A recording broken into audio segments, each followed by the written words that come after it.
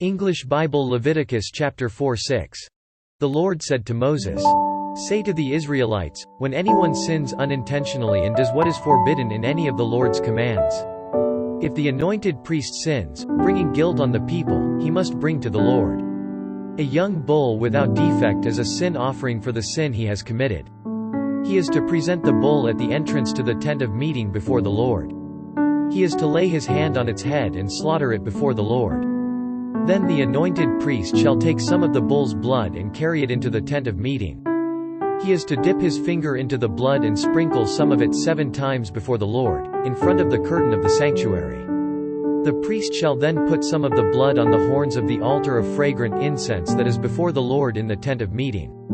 The rest of the bull's blood he shall pour out at the base of the altar of burnt offering at the entrance to the tent of meeting. He shall remove all the fat from the bull of the sin offering, the fat that covers the inner parts or is connected to them, both kidneys with the fat on them near the loins, and the covering of the liver, which he will remove with the kidneys, just as the fat is removed from the ox sacrificed as a fellowship offering. Then the priest shall burn them on the altar of burnt offering. But the hide of the bull and all its flesh, as well as the head and legs, the inner parts and offal, that is, all the rest of the bull, he must take outside the camp to a place ceremonially clean, where the ashes are thrown, and burn it in a wood fire on the ash heap.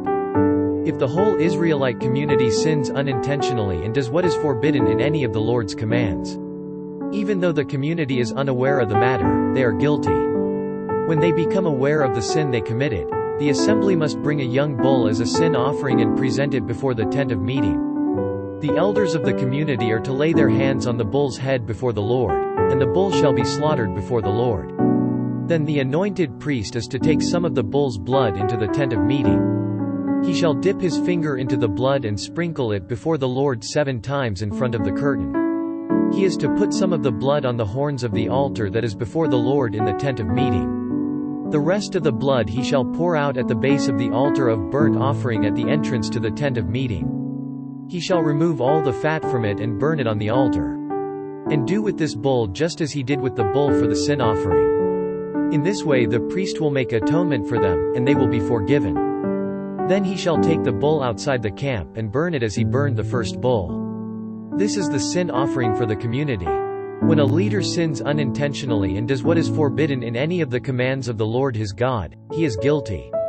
When he is made aware of the sin he committed, he must bring as his offering a male goat without defect. He is to lay his hand on the goat's head and slaughter it at the place where the burnt offering is slaughtered before the Lord. It is a sin offering. Then the priest shall take some of the blood of the sin offering with his finger and put it on the horns of the altar of burnt offering and pour out the rest of the blood at the base of the altar. He shall burn all the fat on the altar as he burned the fat of the fellowship offering. In this way the priest will make atonement for the man's sin, and he will be forgiven. If a member of the community sins unintentionally and does what is forbidden in any of the Lord's commands, he is guilty.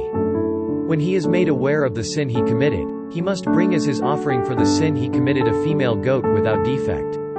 He is to lay his hand on the head of the sin offering and slaughter it at the place of the burnt offering. Then the priest is to take some of the blood with his finger and put it on the horns of the altar of burnt offering and pour out the rest of the blood at the base of the altar. He shall remove all the fat, just as the fat is removed from the fellowship offering. And the priest shall burn it on the altar as an aroma pleasing to the Lord. In this way the priest will make atonement for him, and he will be forgiven. If he brings a lamb as his sin offering, he is to bring a female without defect. He is to lay his hand on its head and slaughter it for a sin offering at the place where the burnt offering is slaughtered. Then the priest shall take some of the blood of the sin offering with his finger and put it on the horns of the altar of burnt offering and pour out the rest of the blood at the base of the altar. He shall remove all the fat, just as the fat is removed from the lamb of the fellowship offering. And the priest shall burn it on the altar on top of the offerings made to the Lord by fire. In this way the priest will make atonement for him for the sin he has committed, and he will be forgiven. Leviticus chapter 5. If a person sins because he does not speak up when he hears a public charge to testify regarding something he has seen or learned about, he will be held responsible.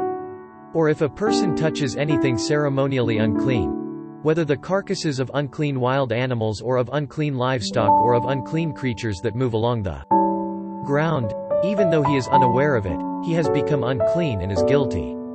Or if he touches human uncleanness, anything that would make him unclean, even though he is unaware of it, when he learns of it he will be guilty. Or if a person thoughtlessly takes an oath to do anything, whether good or evil, in any matter one might carelessly swear about, even though he is unaware of it, in any case when he learns of it he will be guilty. When anyone is guilty in any of these ways, he must confess in what way he has sinned. And, as a penalty for the sin he has committed, he must bring to the Lord a female lamb or goat from the flock as a sin offering. And the priest shall make atonement for him for his sin. If he cannot afford a lamb, he is to bring 2 doves or 2 young pigeons to the Lord as a penalty for his sin, one for a sin offering and the other for a burnt offering. He is to bring them to the priest, who shall first offer the one for the sin offering. He is to wring its head from its neck, not severing it completely, and is to sprinkle some of the blood of the sin offering against the side of the altar. The rest of the blood must be drained out at the base of the altar. It is a sin offering. The priest shall then offer the other as a burnt offering in the prescribed way and make atonement for him for the sin he has committed, and he will be forgiven. If, however, he cannot afford 2 doves or 2 young pigeons, he is to bring as an offering for his sin 1/10 of an ephah of fine flour for a sin offering. He must not put oil or incense on it, because it is a sin offering.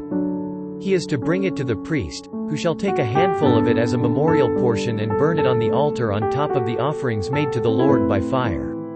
It is a sin offering.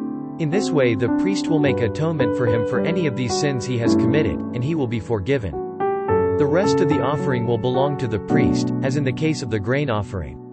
The Lord said to Moses, "When a person commits a violation and sins unintentionally in regard to any of the Lord's holy things, he is to bring to the Lord as a penalty a ram from the flock, one without defect and of the proper value in silver, according to the sanctuary shekel.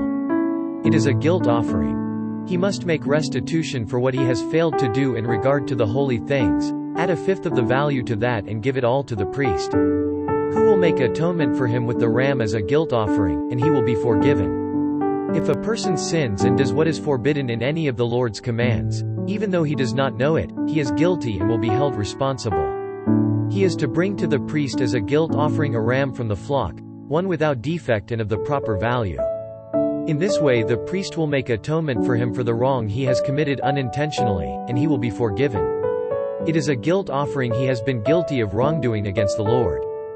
Leviticus chapter 6.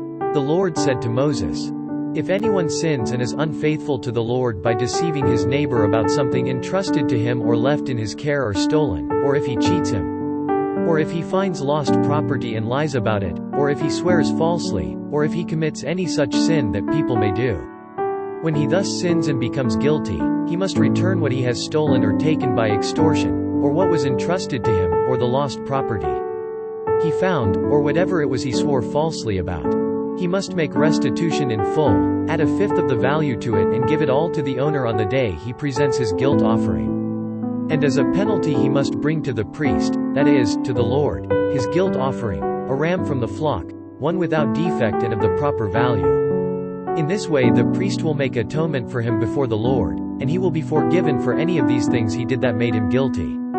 The Lord said to Moses, "Give Aaron and his sons this command. These are the regulations for the burnt offering. The burnt offering is to remain on the altar hearth throughout the night, till morning, and the fire must be kept burning on the altar.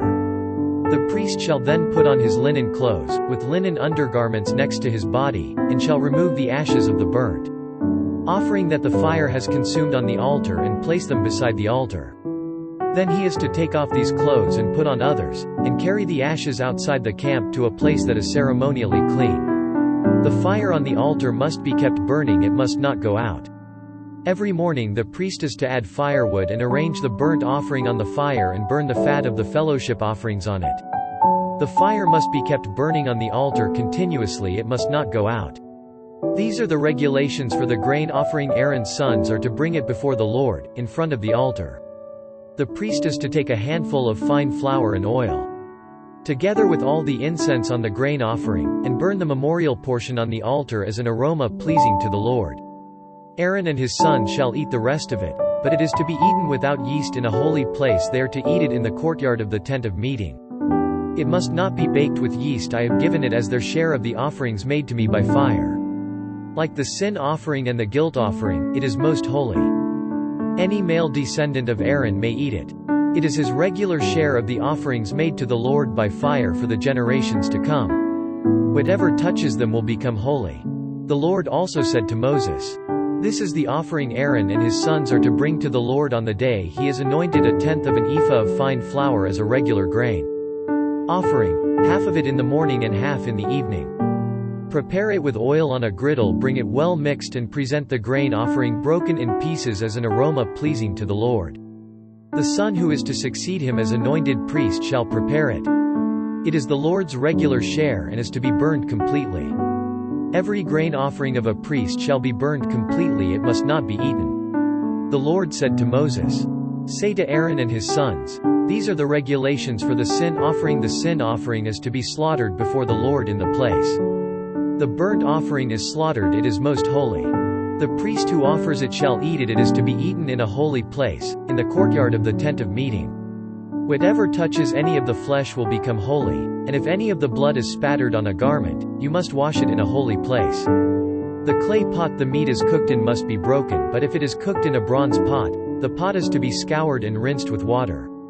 Any male in a priest's family may eat it, it is most holy. But any sin offering whose blood is brought into the tent of meeting to make atonement in the holy place must not be eaten, it must be burned.